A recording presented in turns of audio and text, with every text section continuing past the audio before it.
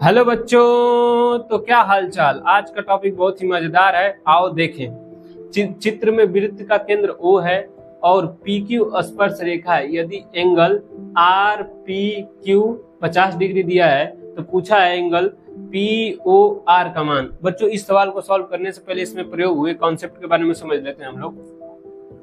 जैसे ये सर्कल है और ST स्पर्श रेखा है और S स्पर्श बिंदु से त्रिज्या होकर गुजरती है, तो स्पर्श रेखा और त्रिज्या के बीच में 90 डिग्री का कोण बनता है। OST 90 degree.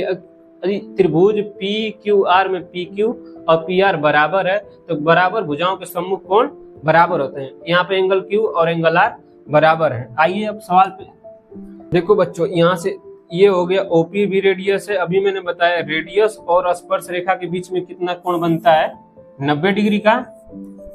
अभी देखो OPQ 90 डिग्री है, जिसमें से ये वाला एंगल हमको दे दिया है कितना, 50 डिग्री। तो बचा कितना, 40 डिग्री, क्योंकि पूरा एंगल होना चाहिए था 90 डिग्री, जिसमें से OPRPQ 50 डिग्री दे दिया है। ये वाला एंगल बचा कितना, OPR बचा 40 डिग्री। यदि ये वाला 40 डिग्री है तो ये वाला एंगल भी 40 डिग्री होगा ना, क्योंकि बराबर भुजाओं के सम्मुख कोण बराबर होते हैं। किसी भी त्रिभुज में तीनों कोणों का योगफल 180 डिग्री होता है। तो त्रिभुज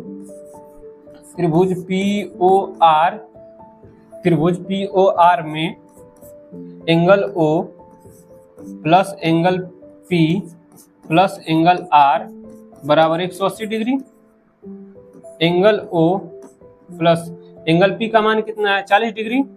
एंगल R का मान भी 40 डिग्री है। तो एंगल O बराबर 180 माइनस 80 डिग्री। एंगल O का मान कितना आ जाएगा, 100 डिग्री। बच्चों, ऐसे ही जोरदार कॉन्सेप्ट के लिए हमारे साथ जुड़े।